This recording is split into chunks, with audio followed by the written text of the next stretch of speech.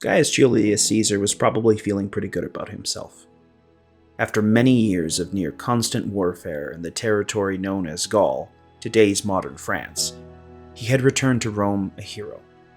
Conquering Gaul led to vast wealth and prestige, not just for Caesar, but for all the Roman people. For years, his dispatches about the hordes of barbarians on the frontier had become almost required reading for the people of the city.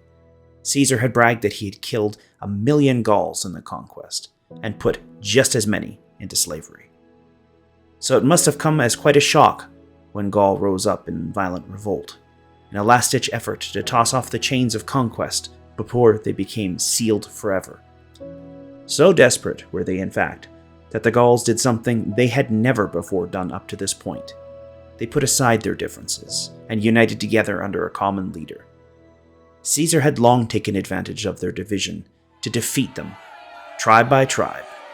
Now, however, they were one people uniting in common purpose, to crush the Roman invader once and for all. Time was of the essence. The longer the revolt continued, the more support it would likely command. Caesar was a man of action and quickly raced north to put down this uprising, now under the command of the mighty Gallic king, known as Vercingetorix.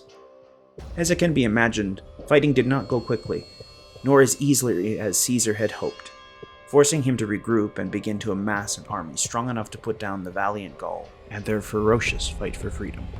Tribes that had been allies had turned on him, depriving his men of provisions in this most desperate hour. After attacking a Gallic fort, Caesar came to understand that attacking a strongly held fortification was folly, as the Gauls were passionate defenders of their liberty.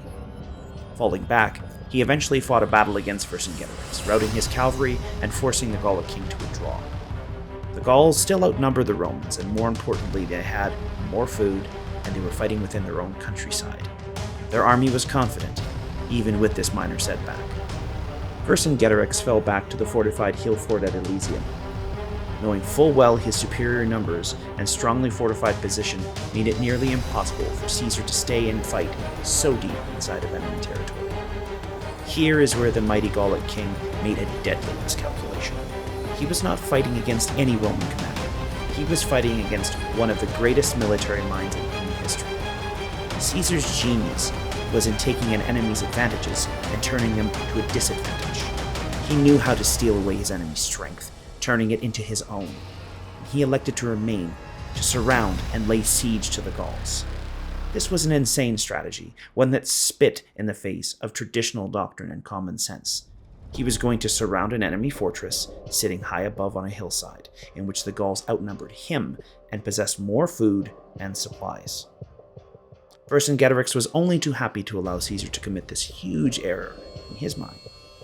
He understood that by keeping the Roman army at his walls, it freed up the other Gauls throughout the countryside to come to his aid. The Romans set to work building a fortress to surround the Gallic fort. The Gauls launched regular attacks to slow their work on completing the wall that rapidly began to encircle them. Caesar's new fortress was on the same hillside just down from the peak where the Gallic fort sat. Thus, Caesar sat on high ground, forcing any attacking relief army to come up towards his position. What was once Vercingetorix's strength was now his. At any moment, a Gallic army could arrive from any direction, attacking the extremely vulnerable and outnumbered Romans as they would, building this encirclement. Indeed, Vercingetorix had already sent out scouts, calling for reinforcements. Caesar got word that a massive Gallic relief army was being assembled, and would soon march towards the Gallic king and Alesia. Now Caesar, running low on supplies, would be surrounded. Just as he had encircled Alesia, he was now at risk of being encircled himself. Almost any military commander would withdraw, seeking a better and more favorable situation. More supplies, more troops, something, anything, to even the odds. Caesar simply doubled down, instead instructing his men to build a wall facing outwards. The Roman army toiled day and night to build a wall that faced both directions, to protect them from the army that lay within their fortress and the army that would inevitably come from outside. The Romans knew how to build, and build they most certainly did. This fortress they constructed had walls that stood 2 stories tall, with guard towers, traps, and a moat. You name it, they built it. They cut down entire forests to complete their defensive works, and now the army found itself stuck within these very walls that they had worked so hard to build, waiting for their enemy to arrive and lay siege to them. Caesar knew the Gauls inside of Alesia were starting to starve, their time quickly coming to a close, and if he could just hold out a while longer. The Gauls grew desperate, even throwing their women and children out of the fort at Alesia. They reasoned they could not feed them, thus they could not stomach the burden, and they hoped the Romans would take them in, thus exhausting their own food supply in the process of this hoped charity. A brutal and ruthless situation in which the Romans would not be drawn into. These people starved when their Gallic husbands and fathers would not take them back into the fort at Alesia. There was not enough food. The Gauls were nearing the end. They watched their families starve. A brutal reality in a terrible war. Then the relief army arrived. With this massive army, the Gauls now outnumbered Caesar nearly 3-1. I cannot imagine what thoughts went through the Roman infantryman's mind when they saw the sight of the Gauls setting up a camp, and it became visible to them that day just 1 mile away. Fear, the dread. They had invested everything in their general. He had never failed them before, and it stood to reason in their minds that he would not fail them now. The first attack came during the daytime. A huge horde of attacking Gauls struck out across the walls as their brothers inside of Alesia attempted to break out of their cage. The first day's battle was over, and the Romans had held against the ferocity of both armies. The next attack came at night. Once again, fighting was intense and bitterly fought, and once the Gauls were driven back, it was clear that in this battle Mark Antony had cemented his place in history, personally leading the Romans to victory, barely holding on for the night in that desperate struggle. It was a moment that Caesar would never forget, and from that day forward he would always consider Mark Antony to be his right hand.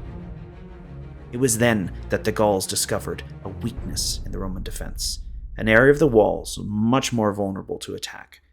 During the daytime, the Gauls launched attacks along the entire Roman line, spreading out the defenders before sending the bulk of their army in one final brutal assault at this one single location. The Romans stretched so thin they were nearly overwhelmed in the assault. The sieged Gauls struck out, attacking the interior wall. Caesar desperately raced around the fortress, taking men from areas less under threat and rushing into the fight. Caesar did not lead from the rear. He was a soldier and a man of action, personally fighting alongside his own men as they desperately attempted to hold him back against the much larger Gauls. The relief army broke through the outer wall, led by Vercingetorix's own cousin. The Roman defense crumbled quickly. The Gauls threw everything into the attack, swarming into the fortress. Caesar arrived into the area, leading the defense personally, charging in and raising the morale of his men. The sight of their commander steeled their resolve to keep fighting. His courage was their courage. They formed a shield wall, holding the Gauls back and thwarting their advance any further into their own fortress. The battle was turning against the Romans, and the two armies of the Gallic warriors clawed towards each other, inch by inch. One final act of brilliance, Caesar ordered his cavalry to ride out from the far side of the fortress and to circle around to strike outside the walls, attacking the Gauls from behind. It was his last reserve, his final trump card to play. It was in this moment, when all hope was fading, the battle nearly lost, that fate turned in the favor of the Roman commander. The Gauls turned in horror to face the approaching Roman assault. It's hard not to blame them for panicking. Who in their right mind would send the last of their potential defenders to attack? Caesar was such a man. In the fog of war, they could not know if it was an entire other Roman army charging in to aid their countrymen. The god of fear took hold. The hearts of the Gauls sunk, and terror struck out across the line of warriors. Those Gauls that could flee did so, as the Romans surrounded the attacking army quickly. The slaughter that commenced as those who would not flee or could not flee were cut down in the maelstrom of war. The Gauls, near their moment of triumph, had victory snatched from their grasp. The brutal cost of defeat closed in around them from all sides. Vercingetorix could only watch as his cousin and the army sent to rescue him melted away against the Roman onslaught by either flight or slaughter. The crushing emotions that must have weighed upon the great king are hard to imagine, his hopes and those of his people now lost forever to Roman dominion. Caesar, however, was probably exhausted and elated in equal measure. He had done the impossible, a victory extracted from near certain defeat. Outnumbered, inside of enemy territory, low on food, his army, well disciplined in the harsh crucible of war, had claimed their victory. Nearly 13,000 Romans died in the Battle of Alesia, but that number pales in comparison to the near 250,000 Gauls that the Romans destroyed in the field over those few eventful days. Even if that number is exaggerated by Caesar, which it most certainly is, the truth of the Romans crushing the Gauls was so total and so clear that the war was all but won in that moment. The burning embers would live on, of course, but the raging fire had been extinguished. Gaul was conquered, and Caesar's legend would echo across history. The next day, Vercingetorix surrendered himself to Caesar.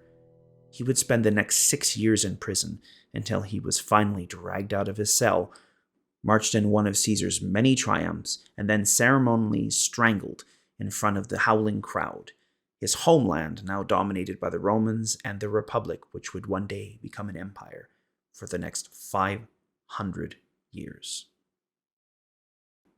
Well, that will do it for this week's episode. If you enjoyed the episode, please click the like button below. Hit that subscription and notification icon to be kept in the loop on any future episodes. I will try to upload at least once or twice a week if possible. Once again, thanks for watching and have a good day.